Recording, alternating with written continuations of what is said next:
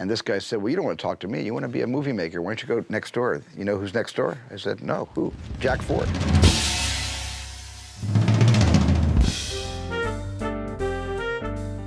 I was in LA, about 15 at the time, visiting my second cousins. And my second cousin had one contact, and he introduced me to this person who created Hogan's Heroes.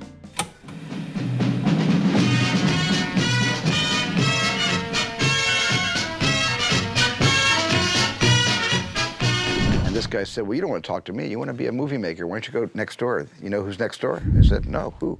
Jack Ford.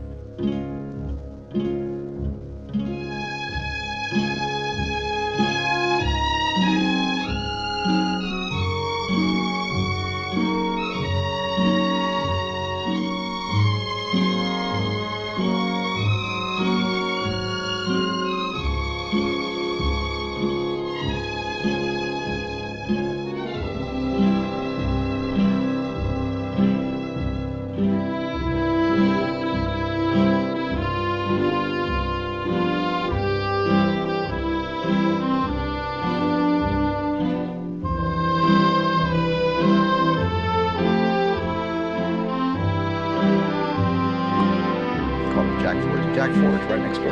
I'll take you across the hall. He takes me across the hallway and he takes me into the office, and Ford's sitting behind his desk. And he said, so you want to be a picture maker? And I said, yes, sir. You know, I want to be a movie director. He said, what do you know about movies? And I said, well, I've been making these little 8mm dramas in Arizona where I live when I go to high school. What do you know about art? I think I was just stuttering, like I didn't know what he was talking about. He said, you see those paintings around the office? Walk over to the first one. He had these Western paintings. And he said, tell me what you see in that first painting. And I said, well, there's an Indian on a horse. And no. Where's the horizon? Can't you find the horizon?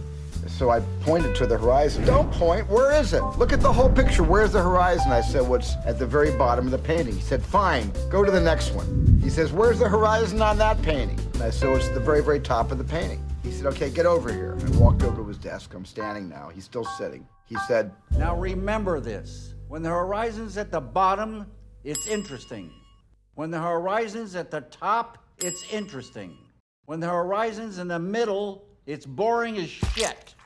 Now, good luck to you. And get the fuck out of my office.